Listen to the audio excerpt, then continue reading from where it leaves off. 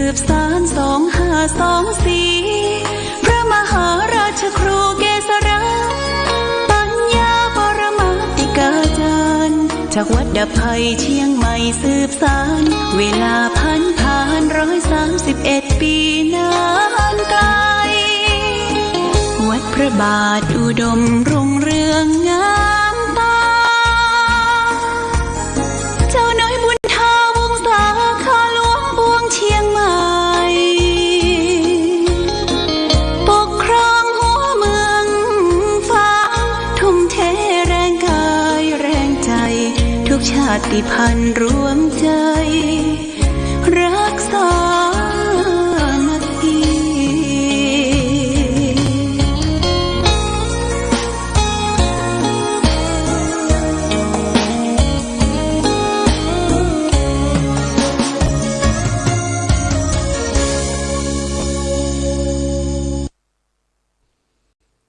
เจริญสุขศรัทธาสาธุชนญาติโยมท่านพุทธบริษัททั้งหลายวันนี้รายการธรรมประทีปส่องต่างก็ได้มาพบปะกับพ่อแม่พี่น้องศรัทธาสาธุชนญาติโยมแห่งครั้งหนึ่งวันนี้เป็นวันอังคารที่21เดือนพฤศจิกายนพุทธศักราช2567ซึ่งตรงกับเดือน6ใต้เดือน8เหนือขึ้น14ค่ำวันนี้เป็นวันโกนนะญาติโยมนะวันโกนวันแต่งวันดาวันพรุ่งนี้ก็จะเป็นวันวิสาขบูชาเป็นวันสำคัญของพุทธศาสนาเป็นวันคล้ายวันประสูติหลังจากประสูติแล้วเป็นวันแห่ม35 ปีก็มาตรงกับเป็นวันที่ตรัสรู้ขององค์สัมมาสัมพุทธเจ้าและหลังจากนั้นแห่ม45 ปีก็เป็นวันที่เสด็จดับขันธปรินิพพานเป็นวันประสูติตรัสรู้และเสด็จดับขันธปรินิพพานตรงกันนะตรงกัน3 วาระวันนี้ทางวัดพระพุทธบาทอุดมสำนักปฏิบัติธรรมแหล่งที่21ก็จะมีการบวชเนกขัมมะชีพราหมณ์แต่วันนี้ก็มากันบหลายเท่าที่ควร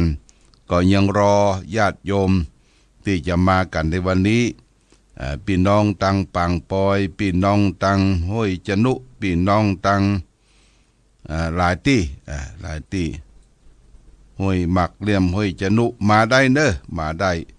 มาก็มาบวชร่วมกันวัน2 คืนวันนี้1 คืนมันพวก1 คืนก็2 คืนก็ได้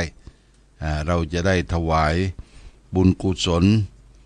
แด่พระบาทสมเด็จพระเจ้าอยู่หัวในวาระโอกาสวันสำคัญในทางพระพุทธศาสนาวันวิสาขบูชาเป็นวันเกี่ยวเนื่องในทางพระพุทธศาสนาเป็นวันสำคัญวันนี้เป็นวันโกนญาติโยมคำว่าวันโกนนั่นทุกเจ้าประสงค์เพื่อจะโกนผมโกนคิ้วโกนหนวดเป็นวันโกนขึ้น14 ค่ำวันพรุ่งนี้เป็นวันเดือนเพ็ญนะเดือน8เพ็ญเดือน6ใต้เดือน8เพ็ญก็จะมีงานประเพณีหลายที่หลายตังจอมตองตั้งที่ไหนก็เดือน8เพ็ญเปิ้นจะมีประเพณีกันส่งน้ำพระธาตุส่งน้ำพระพุทธบาทแล้วก็ต่างบ้านเฮาก็ปุ้นเดือน9เหนือปุ้นก่อนเดือน9เหนือแรม8 ค่ำวัดพระพุทธบาทอุดมก็จะมีการส่งน้ำพระธาตุพระบาทพระเจ้าระแฆงครูบาเจ้าศรีวิชัยแล้วก็ไหว้สาปรมีพระเจ้าฝางพระนาง3 ผิวอันนี้เดือน9แรม7 ค่ำ8 ค่ำอันนี้เดือน เดือน8อยู่เดือน8เพ็งละญาติโยมวันพุธเดือน8เพ็งเพราะฉะนั้นก็เชิญชวนญาติโยมท่านสาธุชนเราชาวพุทธทั้งหลายได้เข้าวัดเข้าวาวันพรุ่งนี้ตอนเจ้าก็จะมีการทำบุญตักบาตรที่วัดพระพุทธบาทอุดมก็ไปรวมกันที่วิหารพระเจ้าระแฆงญาติโยมไปรวมกันที่บนวิหารพระเจ้าระแฆงมีผู้คนได้มานอนพำนักพักปฏิบัติธรรมในวันวิสาขบูชาก็จะได้ตักบาตรร่วมกันในตอนเช้ากลางวันก็มีการปฏิบัติธรรม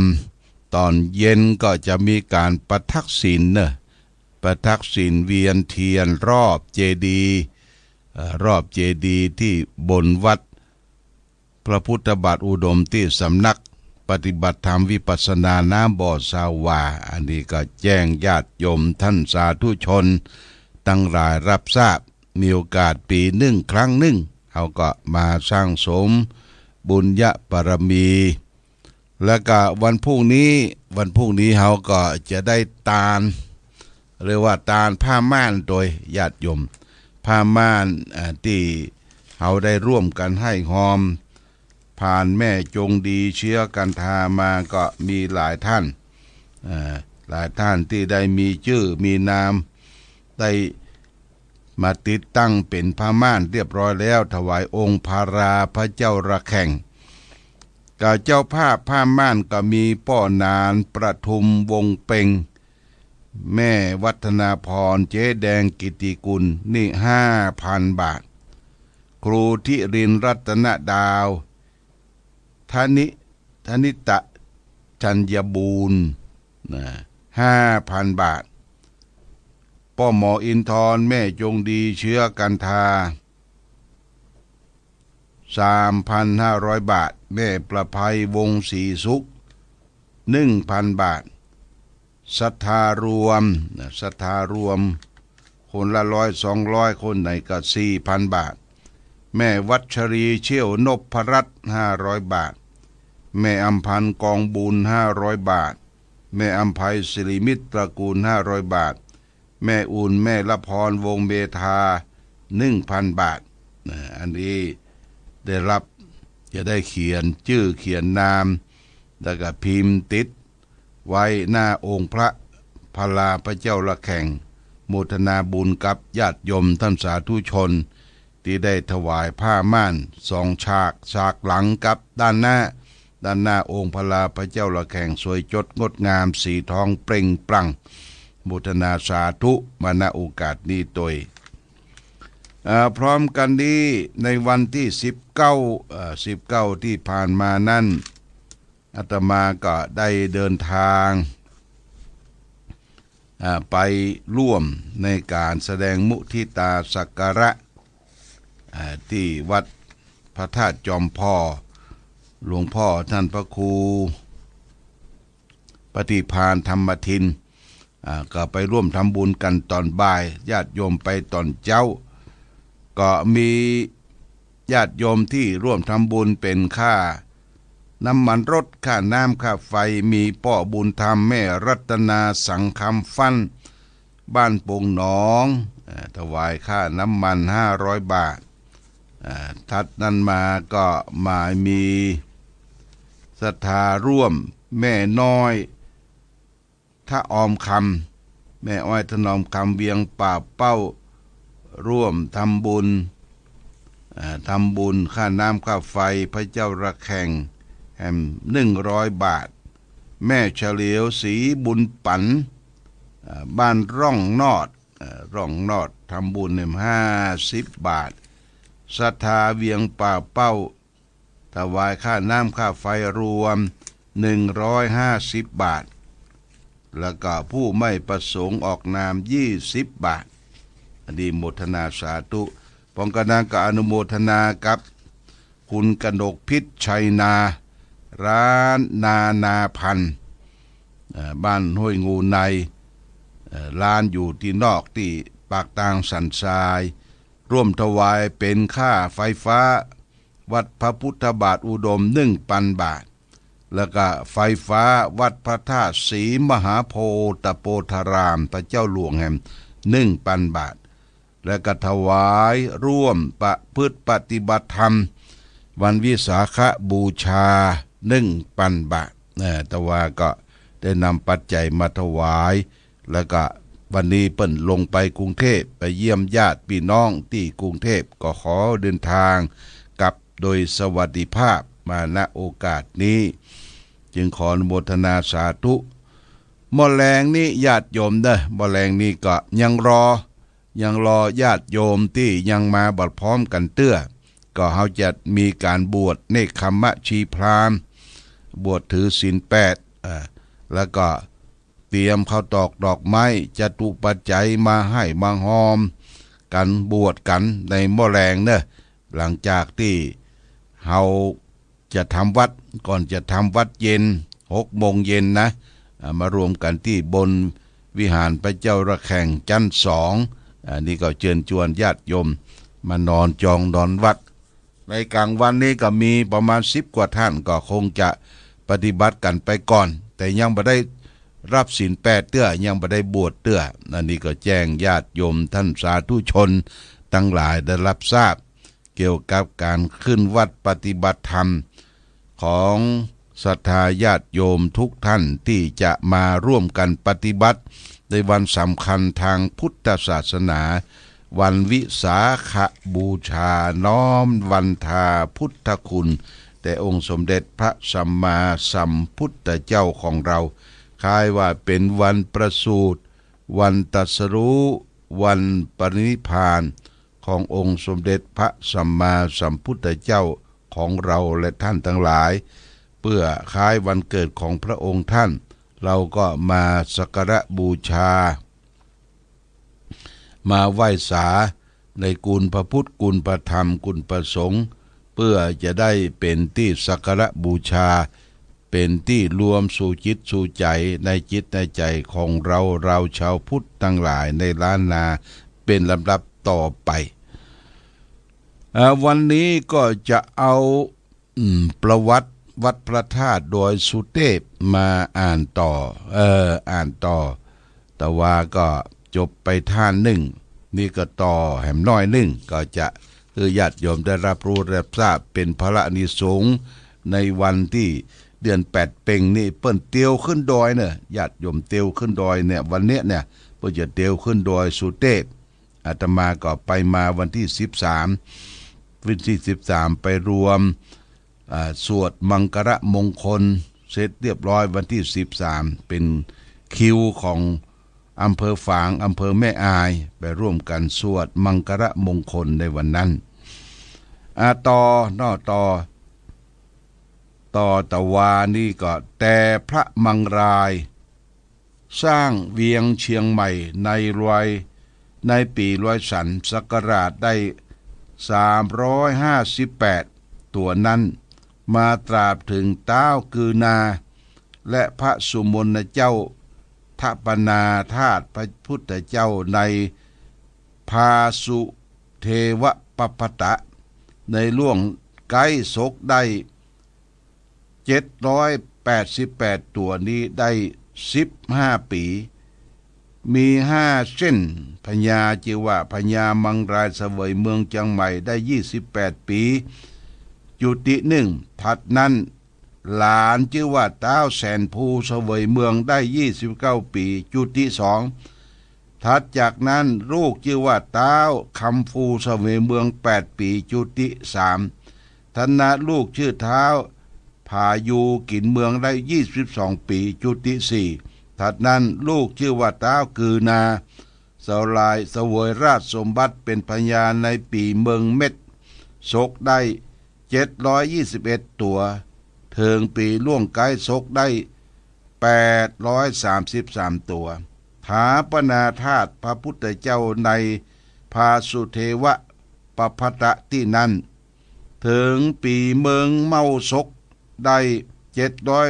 749 ตัวจุติ5ถัดนั้นลูกชื่อว่าเต้าแสนเมืองมาเสวยราชสมบัติแทน15 ปีจุติ6 ถัดนั้นลูกเต้าสามพญาแกนสามพญาแตน22 ปีจุติ7ถัดนั้นลูกชื่อว่าติโลกราชแทน46 ปีจุติ8ถัดนั้นมาหลานชื่อว่าเต้ายอดเชียงรายแทน9 ปีจุติ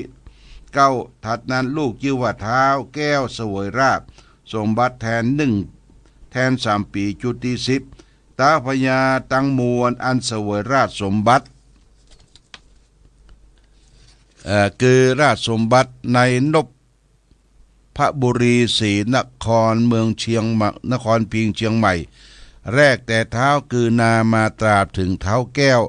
ก็ย่อมเป็นพระราชทา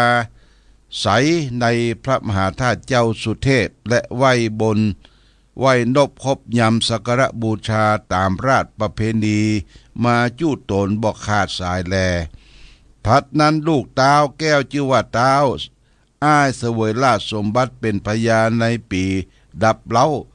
ศกได้887 ตัวคือประกอบด้วยพระราชศรัทธาใสยินดีในพระมหาธาตุเจ้ามากนักจึงอาราธนายนะมงคลโพธิเจ้าอยู่วัดอโศการามมากำจูราชศรัทธาภายในฮือสร้างมหาเจดีย์หลังบัดนี้ในปีปึกเสร็จศก900 ตัวเดือน8ออก13 ค่ำวัน5ในรอยตีเสร็จยามกองงายแล้วลูกนาทีปลายบาทน้ำกิสละกรกฎทวน22เจวะอุตระพัดคุณแลมหาเจดีย์เจ้าธรณีแต้นหลวงกว้าง12 ศอกสูงได้44 ศอกธรณีเป็น4 แจ่งรูปใสดอกบัวคำทั้ง4 แจ่งแต้นหลวงบัวเพก4 เล็ดตะบอบความหงายต้องดูกงูนั้นแต่หน้าแท่นหลวงถึงปากแท่นแล้วก็ปริวัติโทษ12 เหรียญมี5 ขั้นกลางคว่ำแท่นแก้วมีดูกชั้นเดียวมีคอลอกถึงยอดปรากฏกวมสอนในมี11 ลูกเท้าอ้ายจิ้งปงราชทานกาญจนะคำอันแดงแสงสุดไหสุวรรณกิษณาแปลงเป็นดอกบัวคำประจิตโดยแก้วแล้วก็ขึ้นใส่บนยอดพระมหาธาตุเจดีย์เจ้าในวันเลิกกรกฎดิถีงามตามบริสุทธิ์ยิ่งยังมีนาพบพิเชงชาปรากฏแก่พรหมเทวบุตรศรัทธามหาธาตุเจ้าสุเทวะมาตราบถึงกาลบัดนี้ทัตนาลูกเท้าอ้ายชื่อว่าเท้าสายได้เสวยราชสมบัติแต่ในปีเปิกเซตศกได้398 ตัวปีราชศรัทธาเลื่อมใสในพระธาตุเจ้ามากนักจึงปรงพระราชทานพันป่าย700 คำเพื่อเป็นก้าจังโก้ใส่มหาธาตุเจ้าและเรือง3,000 ปีแสนก้าได้สร้างพระมหาวิหารและปีกาเมาศกได้904 ตัวพระมหายนะมงคลโพธิเจ้ากำจูราชศรัทธาภายในสร้างพระวิหารหน้าหลังระเบียบแวดพระมหาชาติเจ้ายอดทั้ง4 ด้านฝ่าแลโดยวิตกกรรมทั้งมวลปีเมืองเม็ดศกได้900 ปีตัวพระมหามงคลโพธิเจ้าเป็นประธานภายในสร้างขั้นใดหลวงก่อรูปนาคเนรมิตหลังซ้ายขวาวันนั้นแลนี่ฝากไว้ญาติโยมยังบ่จบดีเนอะยังบ่จบดียังมีต่อในวันต่อไปก็จะเอา ประวัติของวัดพระธาตุดอยสุเทพมาอ่านมาเล่าขานคือศรัทธาญาติโยมได้ฮู้ได้ทราบความเป็นมาเป็นไปกรรมมันจะคึกคักหน่อยญาติโยมมันเป็นกรรมโบราณเป็นปีเปิกเป็นอะไรอย่างต่างๆนี่เฮาก็บ่ค่อยถนัดดีเนาะเฮาก็ฟังเอาสาระเอาคุณธรรมเอาประโยชน์เพื่อจะรู้ว่าความเป็นมาเป็นไปความศักดิ์สิทธิ์ของวัดพระธาตุดอยสุเทพมาเล่าขานสู่ฮือศรัทธาญาติโยมในวาระโอกาสเดือน8เพ็งเดือน8เพ็งนี่โอ้เปิ้นจะเตียวกันเนอะญาติโยมเปิ้นจะเตียวขึ้นดอยสุเทพละลามไปโดยผู้คนตั้งแต่ห้วยแก้ววัดพระธาตุวัดศรีโสดาห้วยแก้วนะทะทังลังกันไปเป็นเส้นจุดตลอดทั้งคืนอันนี้ก็แจ้งญาติโยมสาธุชนภัยอยู่ใกล้อยู่หิมอยากจะขึ้นไปทดลองกำลังทดลองปารมีของตนเองเตียวขึ้นดอยสุเทพเตียวขึ้นดอยสุเทพก็ไปทดลองปารมีกันได้อาตมาก็เคยเตียวขึ้นไปแต่ช่วงก่อนสมัยคุณอุดรพันธ์จันทโรธท่านเป็นนายกองค์การบริหารส่วนจังหวัดได้กำหนดเชิญชวนแต่ละอำเภอเบิ้นแบ่งเป็นขั้นอำเภอนี้ไปถึงนั่นอำเภอนั้นไปถึงนั่นแล้วก็ต่อกันเป็นทอดเพื่อจะได้แห่น้ำสงองค์พระธาตุขึ้นไปสละสลงพระธาตุบนดอยสุเทพนะญาติโยมอันนี้เป็นที่คือหน้าชูตาเชิดชูของล้านนาเฮาโดยเฉพาะอย่างยิ่งคนต่างเทศต่างแดนต่างจังหวัดถ้ามาถึงจังหวัดเชียงใหม่ถ้าบ่ได้ขึ้นดอยสุเทพนี่ก็มาบ่ถึงดอยสุเทพวันนั้นได้ไปนั่งเจริญพุทธมนต์เสกน้ำขมิ้นส้มปล่อยที่จะเอาสละสลงน้ำพระราชทานได้หันผู้คนต่างประเทศญาติโยมนะผู้คนต่างประเทศจีนประเทศฝรั่งหลายประเทศเปิ้นมีกรรมไว้กรรมสาเปิ้นจะพิมพ์ออกมาเป็นแผ่นคนทั้งหลายถึงแม้ว่าจะเป็นคนต่างชาติต่างศาสนาถ้ามาถึงที่นั่นมีศรัทธาได้มาไว้พระธาตุดอยสุเทพที่บรรจุพระบรมสารีริกธาตุเกศาธาตุขององค์สมเด็จพระสัมมาสัมพุทธเจ้าก็เวียนเทียนกันหมดนะญาติโยมแต่ว่าคนที่จะขึ้นไปชั้น2นะเปิ้นมีถอดแคปไว้กลางรุ่งแล้วก็เปลี่ยนพระถ้าบัสุภาพเป็นนุ่งสั้นการนุ่งกางเกงยุ่งอย่างนี้สั้นบ่ได้เปิ้นจะมีผ้าให้เปลี่ยนนะสำหรับคนต่างประเทศแล้วสำหรับรองเท้าเนี่ยญาติโยมแต่ก่อนมีไก่ตัวหนึ่งไก่ลายเนี่ยชื่อลืมชื่อไปละถ้าคนใดเอารองเท้าไปที่จะขึ้นบนดอยเนี่ยไก่นี่จะไล่ซับเนี่ยญาติโยมเป็นไก่แสนรู้ไก่หูซักตีนว่าโอ้แสดงความเคารพต่อพระธาตุเนอะ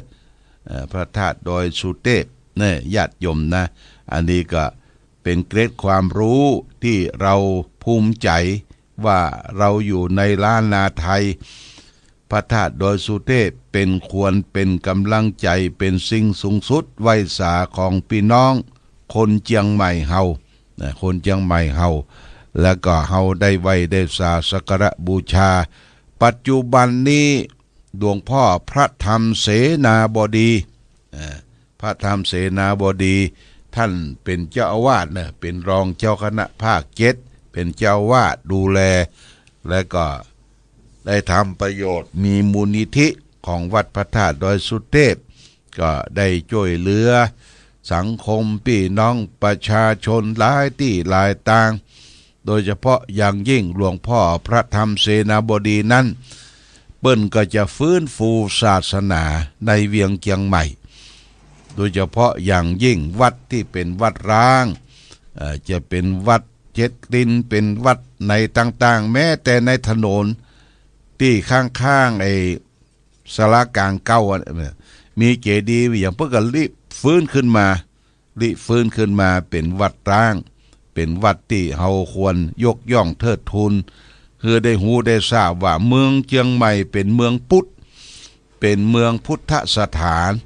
เป็นที่เฮาได้โปรดปรานได้ไหว้ได้สักการะบูชานี่เป็นสิ่งที่น่าอนุโมทนากับหลวงพ่อพระธรรมเสนาบดีเจ้าคณะรองเจ้าคณะภาคเป็นพระองค์หลวงพ่อท่านได้เป็นเจ้าอาวาสวัดพระธาตุโดยสุเทพมาแจ้งญาติโยมท่านสาธุชนทั้งหลายรับทราบเอาละวันนี้รายการธรรมประทีปส่องตางได้มาพบกับญาติโยมได้ขึ้น14 ค่ำพรุ่งนี้จะเป็นวันวิสาขบูชาตอนเย็นนี้ศรัทธาจะมาร่วมกันประพฤติปฏิบัติธรรมนุ่งขาวห่มขาวก็เชิญชวนเนอะที่สำนักปฏิบัติธรรมของแหล่งที่21ของจังหวัดเชียงใหม่วัดพระพุทธบาทอุดมได้ทุกเวลาในวันนี้รายการธรรมประทีปส่องตางต้องขอลาก่อน